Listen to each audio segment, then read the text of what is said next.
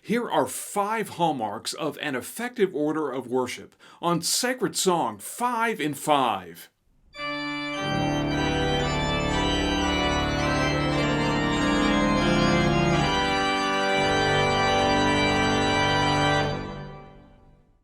Hi, I'm Mark Ballage with Sacred Song Consulting, and this is Sacred Song 5 in 5, where we give you 5 ideas in 5 minutes. In this video, we'll be discussing 5 hallmarks of an effective order of worship. The most public ministry of any church is the corporate worship of God. For most congregations, the Sunday morning worship service is the front door of the church. But that does not mean that the church should plan or implement its worship to focus on worshipers. Quite to the contrary, effective worship doesn't focus on the worshiper, but rather focuses the worshiper on God and gives the worshipers common voice to offer their corporate praise to God. The best practices of traditional worship are built upon hallmarks of an effective order of worship. These hallmarks create the framework by which we design, implement, and evaluate our corporate order of worship. So in this video, I'm going to give you 5 questions to ask to help you design and implement an effective order of worship. Here we go. Number 1, does your music match the message? I've posted a lengthy blog on this topic, and I've linked it in the description below or in the card above if you'd like a more detailed explanation. But in summary, in the best practices of traditional worship, the music and the message will match. All the music of the service, the anthems, the hymns, the offertory, the prelude, the postlude, all of it will amplify or summarize the central theme of that service of worship. The theme is derived from the scripture readings and the sermon, and typically the pastor selects or develops that theme. The musicians then select music that matches or fit that theme. When music and message match, all parts of the service point in the same direction, and it creates a unity, a cohesiveness, a holistic encounter that makes the theme come alive for the worshiper and empowers them to worship God. Number 2, does your service include all 6 core components of traditional worship? I've created a free mini course that introduces the 6 core components of traditional worship, and you can sign up for it on our website, sacredsongconsulting.com. But in summary, the 6 core components are revelation, adoration, confession, expiation, proclamation, and dedication. In a service of worship, there should be acts of worship that correspond to all 6 components. An act can be singing hymns, prayer, scripture readings, the sermon, the anthem, reciting a statement of faith, responses, the offertory, etc. The best practices of traditional worship will ensure that there are acts of worship that address all 6 core components. Using the 6 core components as your guide helps you model the content and flow of biblical worship. Number 3, does your service include a variety of acts of worship?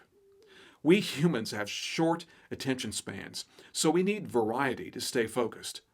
The best practices in traditional worship will vary the acts of worship. So when we're asking if there are a variety of acts of worship, we're thinking on 2 levels. Are there different types of acts, and are they distributed throughout the service? Some acts are passive, like listening to the sermon. Some acts are active, like standing and singing hymns. Worshipers need as many different active acts as are possible and practical. They need to be active participants, not simply spectators. But these active acts should be peppered throughout the service, not lumped together in one place. The sermon is a lengthy, passive act of worship, so it should be surrounded by active acts.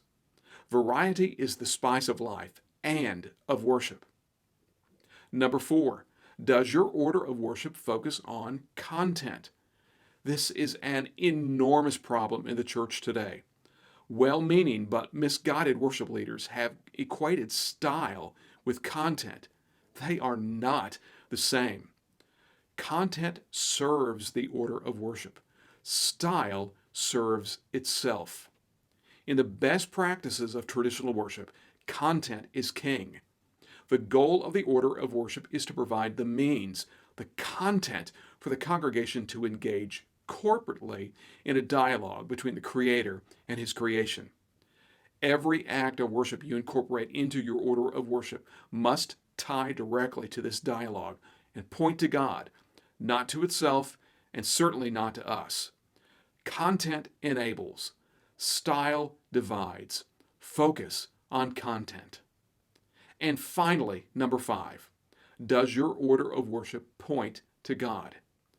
Far too often our worship points to something else, our emotions, for example.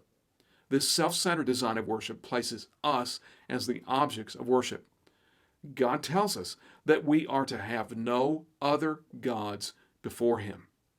The best practices of traditional worship will plan and implement an order of worship that focuses on God, that points to Him as the only object of our worship, and gives the congregation the corporate tools to do so. In many instances, we try to use worship for other purposes. Sometimes these are very good and important things like evangelism or fellowship, but other times they are anathema to worship, like politics or the elevation of the self. Worship is for God. Point to God in your worship, and everything else will take care of itself. Well, these are my 5 questions, and I bet you have more to add to the discussion. Tell me your criteria for hallmarks of an effective order of worship in the comments section below. We'll compile your responses and discuss them in a future video. Sacred Song Consulting exists solely to help congregations refine, revitalize, and reform traditional worship for contemporary people. We are a resource for all worship leaders. We are a guide to lead you to the best practices of traditional worship. We provide you with the tools to plan, prepare, and lead traditional worship, the nuts and bolts concepts, the practical ideas that help traditional worship honor God and enrich the congregation. We are here to help you. You are not alone in your desire to have transformative worship in your congregation. Reach out to us. Let us know how we can help.